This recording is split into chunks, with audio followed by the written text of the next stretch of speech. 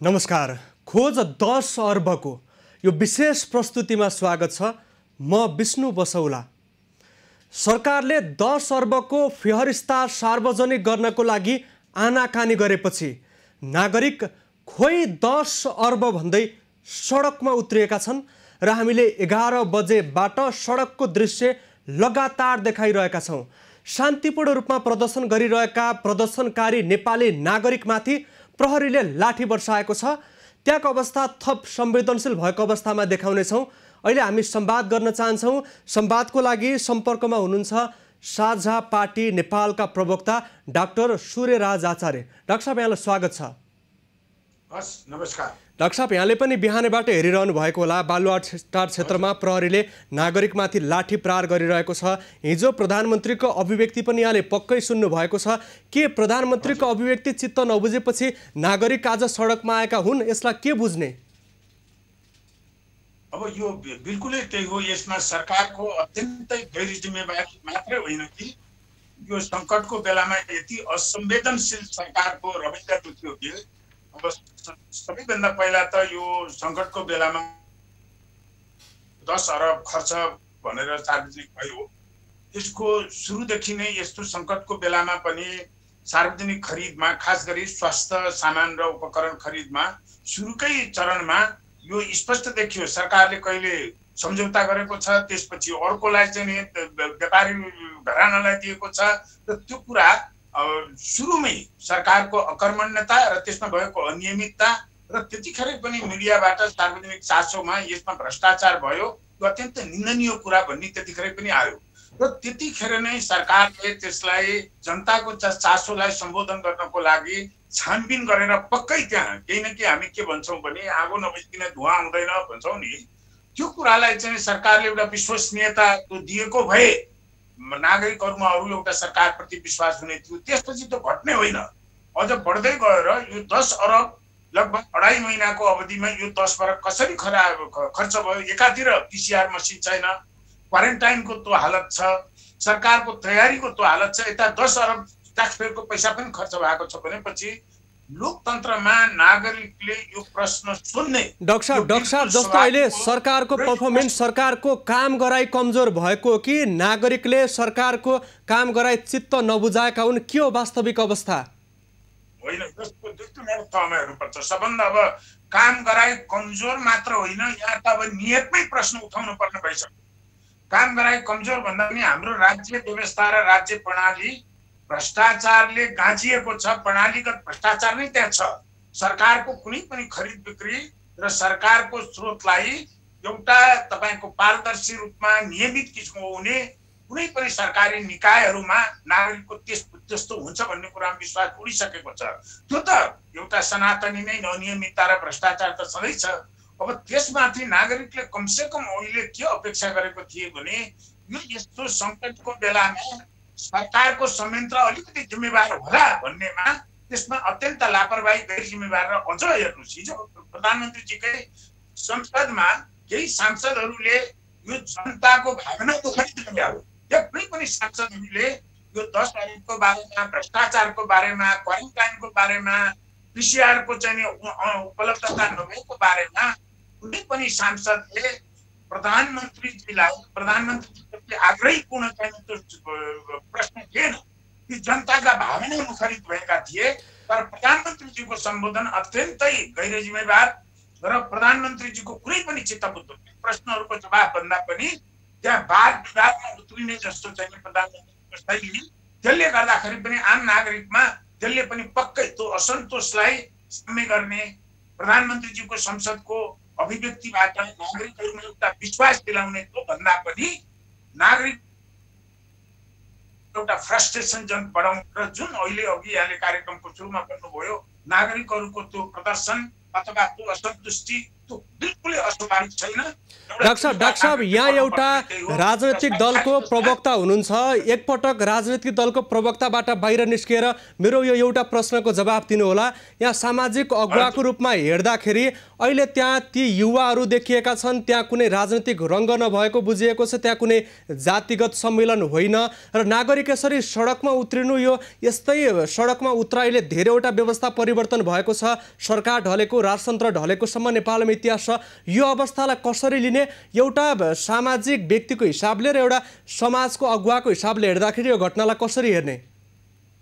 म यसलाई एकदम महत्त्वपूर्ण प्रश्न उठाउनु भयो, किनभने यो राजनीतिकरण गरिनुपर्ने यो विषय हुँदै होइन। त्यसैले हाम्रो पार्टीले नै पनि यस्ता किसिमका सडक गर्दाखेरि हामीले के भनेको छौँ भने हाम्रा सदस्यहरूलाई, आम नागरिकको त्यहाँ कुनै एउटा पार्टीको झन्डा लिएर जाने, पार्टीको नाम चाहिने, त्यसमा चाहिने यही मौका हो भनेर धमिलो पानीमा माछा मार्ने यो राजनीतिकरण गरिने विषय होइन। त्यसैले तपाईँको यो आशंकामा दम छ, किनभने यस्तै चिङ्गारीबाट कतिपय देशहरूमा व्यवस्था परिवर्तन गरेर यसले राजनीतिक आन्दोलन त यसमा पनि लिन सक्छ लोकतन्त्रमा। त्यसैले म के आग्रह गर्न चाहन्छु भने सरकारलाई यो नागरिकको असन्तुष्टिप्रति उठ्ने जवाब दिने होइन, यसप्रति प्रधानमन्त्रीजीको तहदेखिबाट सम्पूर्ण चाहियो। यो हाम्रो राजनीतिक दल, खास गरी सत्ताधारी दल र सरकारमा भएका नेताहरूले यसलाई चाहिँ त्यहाँ 50-500 जनाका युवाहरूले यो हल्लाखल्ला गरे मात्रै भनेर नगर्नु।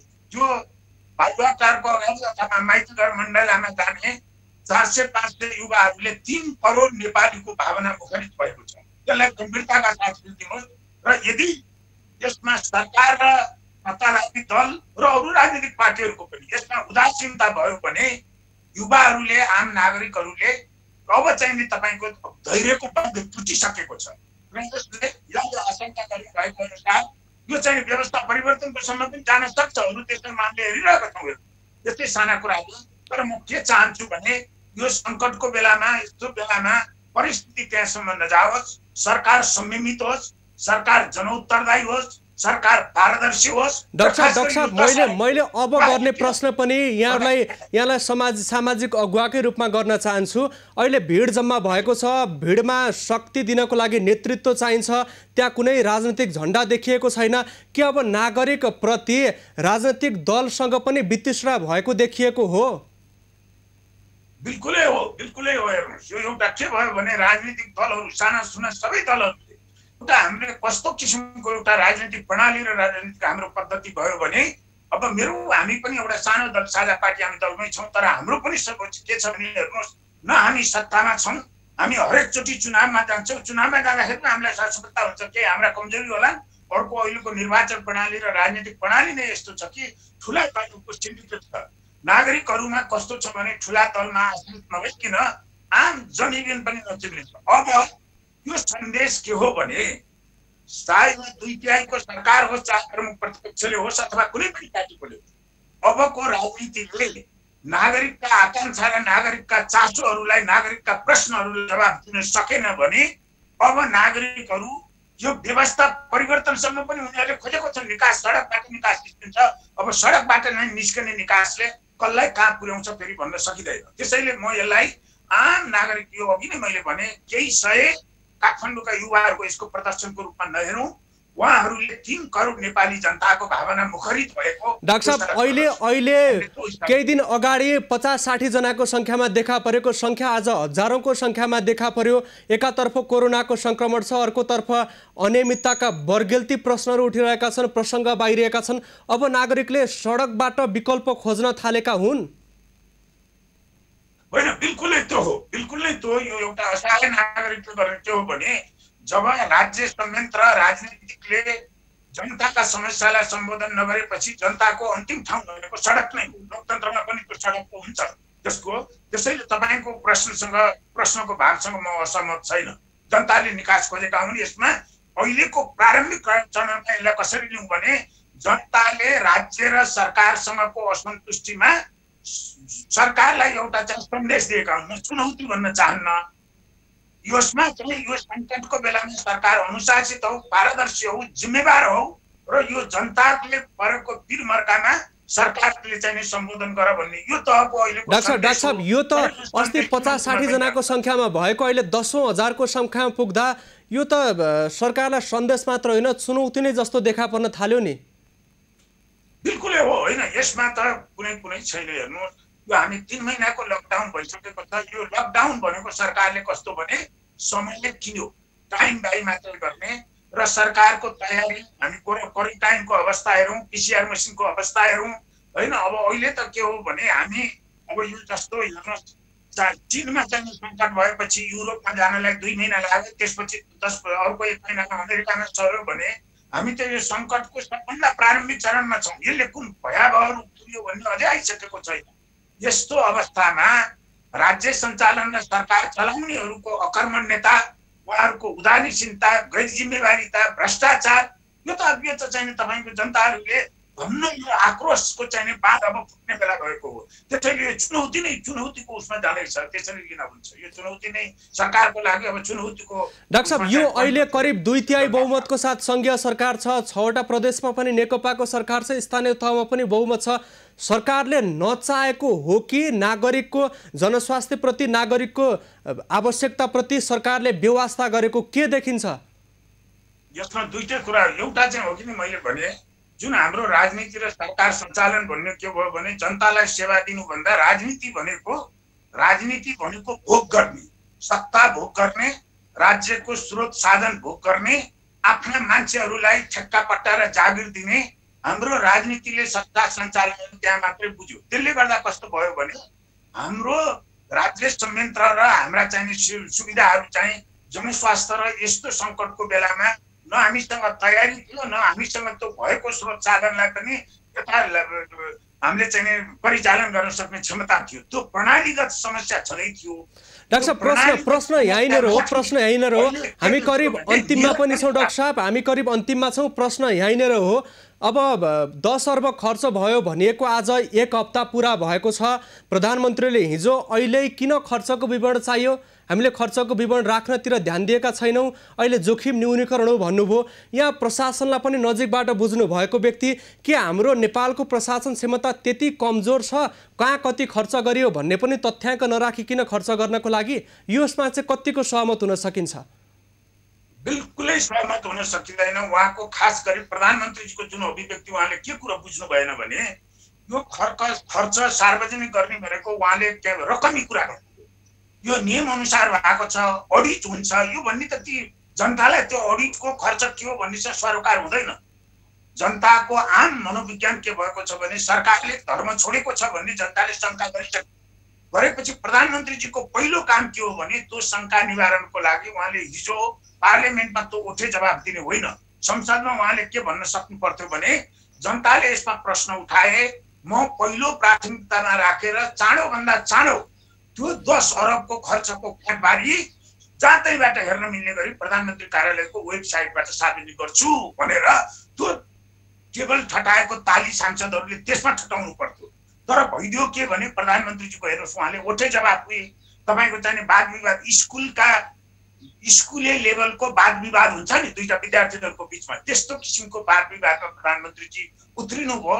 त्यो दुर्भाग्यपूर्ण कुरा हो। र उहाँले अर्को बुझ्नुपर्ने कुरा के हो भने अहिले खर्च खोज्ने होइन, कोरोनाको उपचार गरौँ भन्नेमा हो। यो खर्चको कुरोले पनि कोरोनाको उपचारमा कसरी हेल्प गर्छ भने जनतालाई अहिले कोरोनाको एउटा उपचार भनेको के हो भने जनताको राज्यप्रतिको आत्मविश्वास हुने।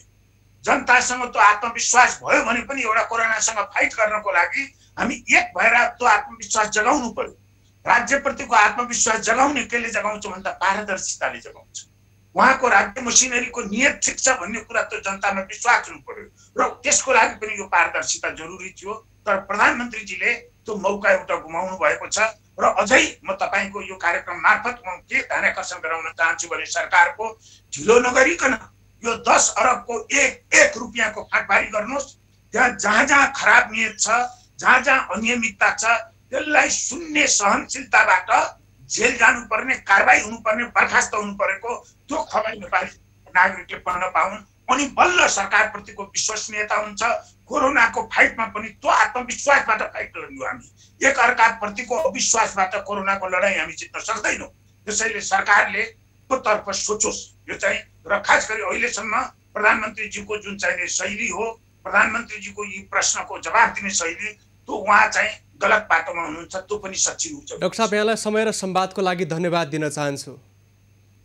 हुन्छ, यहाँलाई पनि धेरै धन्यवाद भनेर मौका दिनुभयो। हामीसँग डाक्टर सूर्यराज आचार्य सम्पर्कमा रहनु भएको थियो। साझा पार्टी नेपालका उहाँ प्रवक्ता रहनु भएको छ, सामाजिक अगुवा हुनुहुन्छ। प्रशासन क्षेत्रलाई, नेपालको समाजलाई उहाँले राम्रोसँग बुझ्नु भएको छ र अहिले नागरिकहरू 10 अर्बको खोजीमा मात्रै निस्किएको जस्तो देखिएको छैन। यसले धेरै प्रकारको प्रश्न उठाएको छ। बालुवाटारमा अहिले नागरिकहरू प्रदर्शन गरिरहेका छन्, त्यसको थप तथ्य र विश्लेषण सहित आउनेछौँ। हामीसँगै रहनुहोला।